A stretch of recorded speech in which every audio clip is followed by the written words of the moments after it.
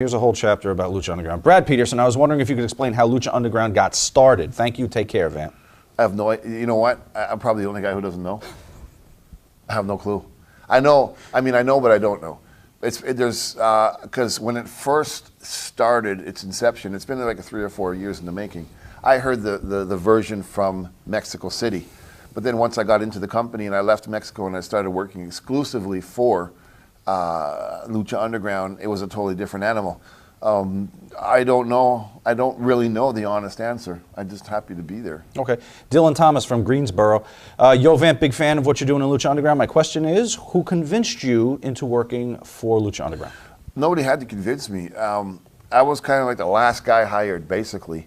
And Dorian Roldan from AAA, the owner of AAA, I heard that Lucha Underground was trying to get me. They could never find me. And then at the last minute, I don't think Dorian Roldan wanted me to get it. And this is not speaking bad about Dorian. I don't know the real thing, but as soon as they put me in Lucha Underground and I got there and we met, it was just like boom. So you didn't have to convince me. Okay. I'm grateful.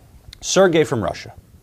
Before I ask a question, I want to share a story. A lot of people know how great Vampiro is as a wrestler, but not so much what a nice person he is. This April, I came from Russia to LA to visit Lucha Underground tapings and to offer him my sister. No, it doesn't say.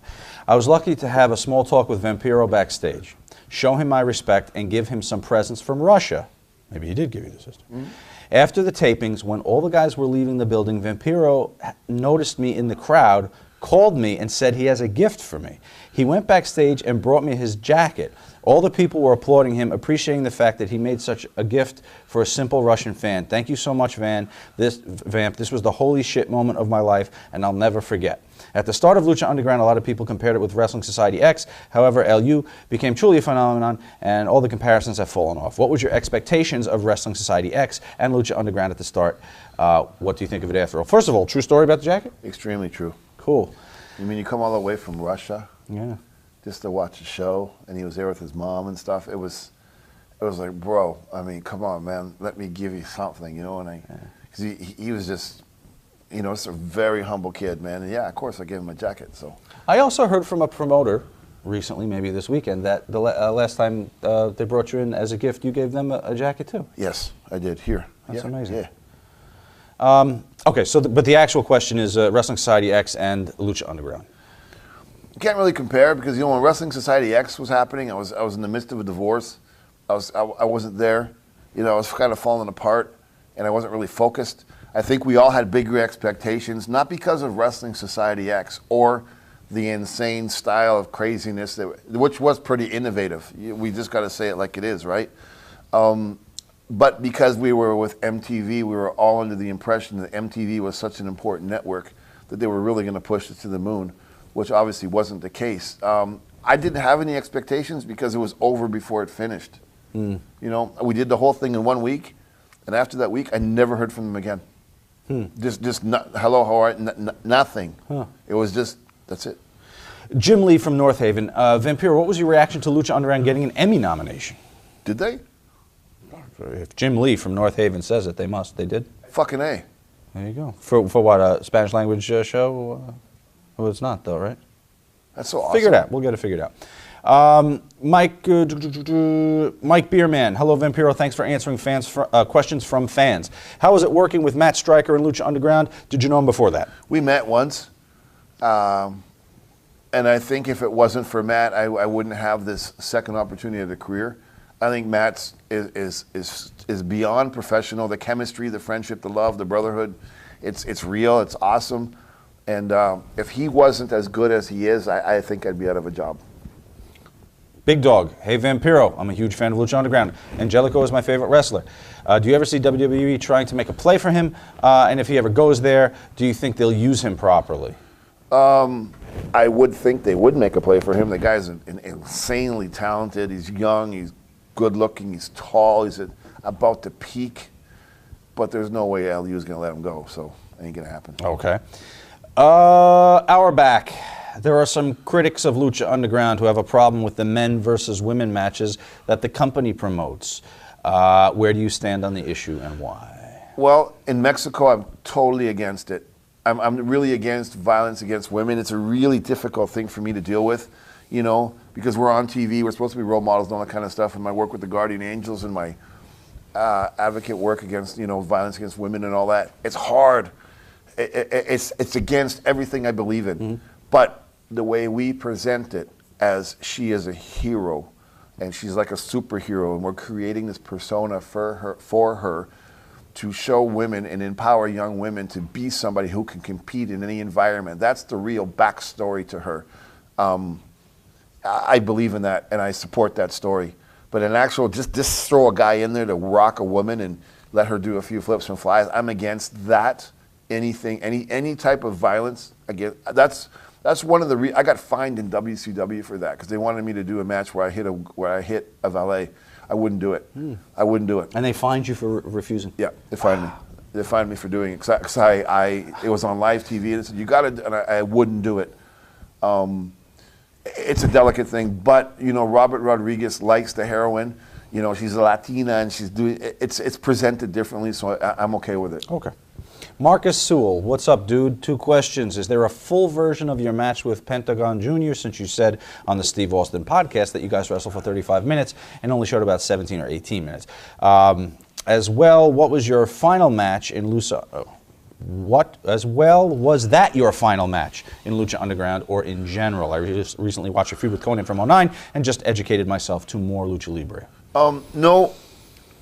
Is there I'm sure there is if they ever put it out. I mean, they recorded it. It's not worth watching, though. Too slow. It's just me and my fat ass trying to get my breath. So I blew up.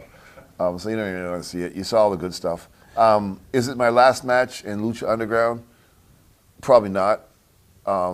It's gotten so much positive feedback that I will probably do something stupid and put myself in that position again to get light on fire. Since I've been retired from wrestling for years, but since that, you know, I've been wrestling every weekend for the last 4 months, everywhere, fucking getting dropped in my head again. I'm like, oh. I mean, I'm just unfortunately one of those guys who can't let it go. I should, but because of that match, I'm being booked everywhere. So I don't know, man. I hope not. Have you had concussions? 26. Probably time to let it go. Yeah, I know.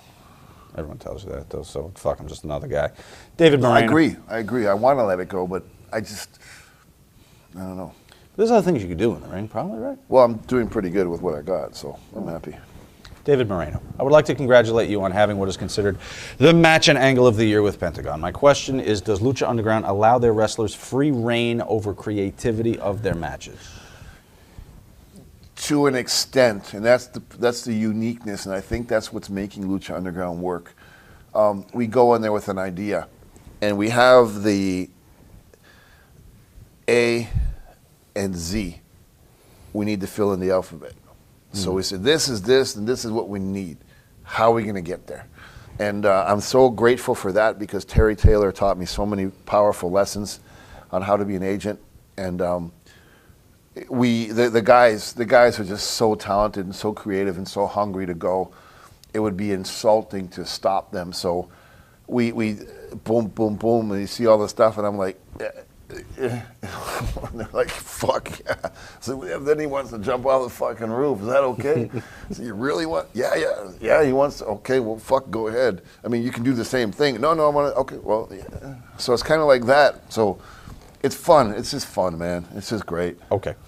Sergey from Russia. Lucha Underground locker room has a really great atmosphere, and it seems like everything's cool backstage. However, I'm sure there are problems, too. Can you tell us about the difficulties you've had? There hasn't been one.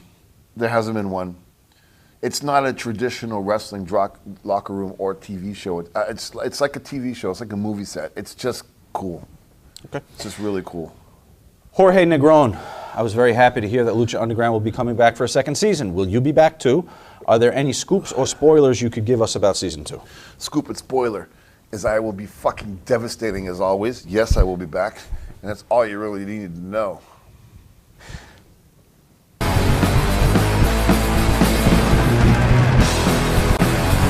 Potpourri. Brian Forsyth was shocked to hear that you were an NHL goalie prospect.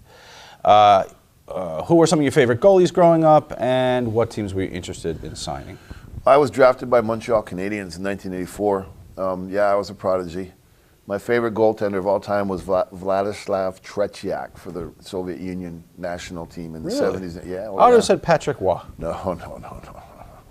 Tretiak was the man. And of course, in my era, you know, Ken Dryden, being a Montreal Canadiens fan, and there was another goaltender who played for Toronto, Mike Palmetier. He was also kind of acrobatic, the pre-Dominic Hasek of his day, so to speak. But yeah, no, I was a Tretiak guy. He was kind of like the Muda of wrestling for hockey. He was just too much. So yeah, that was my guy. Yeah. Salvatore M. How much of the Vampiro character was bred to be a savior to an awkward outsider who grew up in a single-parent house in Thunder Bay, Ontario? Probably all of it. Product of your environment, right? I guess.